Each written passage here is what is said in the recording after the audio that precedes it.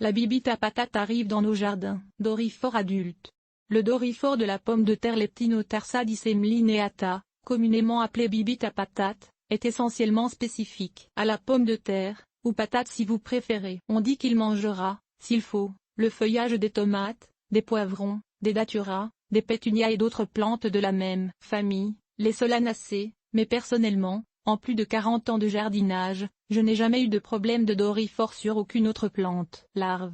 C'est un insecte très facile à reconnaître, un coléoptère bombé ressemblant à une grosse coccinelle, de couleur jaune striée noire. Les larves sont orange marquées de points noirs. Il est très difficile à contrôler cet insecte sauf si on élimine la pomme de terre de notre potager. C'est d'ailleurs ce que font certains jardins communautaires, aux prises avec des jardiniers qui traitent leurs pommes de terre avec tous les insecticides de la terre dans le but de s'en débarrasser, ce qui provoque la courroux des voisins moins portés sur l'intoxication aux pesticides. Et c'est le conseil principal du jardinier paresseux, pas de patates, pas de doryphore, qu'à régler.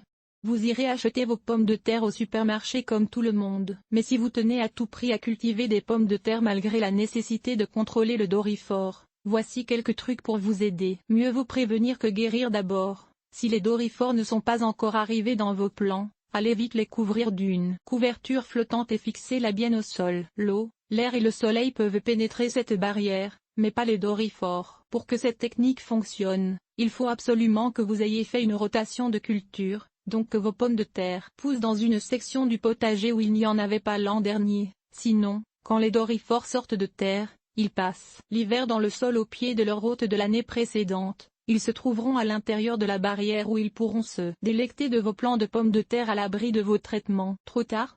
Si les doryphores sont déjà arrivés, essayez l'un des traitements suivants. Ramassez à la main les adultes et les larves et écrasez-les ou déposez-les dans de l'eau savonneuse. Juste les faire tomber au sol suffit dans le cas des larves qui n'arrivent pas à remonter sur la plante.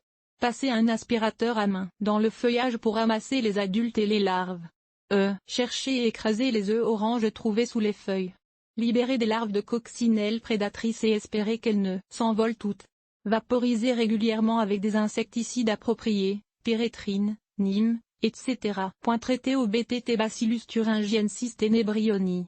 Si vous pouvez en trouver. C'est une variété de BT spécifique au doryphore et donc pas le même BT qu'on trouve habituellement en magasin, soit le BTK Bacillus thuringiensis kurstaki, qui est efficace contre les chenilles, mais pas les coléoptères. Il y a aussi le petit Bacillus thuringiensis israelensis, que l'on vend pour traiter les moustiques. Mais le BTT, le BT des doryphores n'est pas disponible au Canada, du moins, pas aux jardiniers amateurs. Il faudrait le faire venir des États-Unis. Enfin, le truc le deuxième plus paresseux, le premier étant de ne pas planter de pommes de terre. Plantez vos pommes de terre non pas en rang, ce qui concentre l'odeur qui attire le doryphore, mais ça et là à travers les autres plantations. Souvent alors les doryphores n'arrivent même pas à les trouver.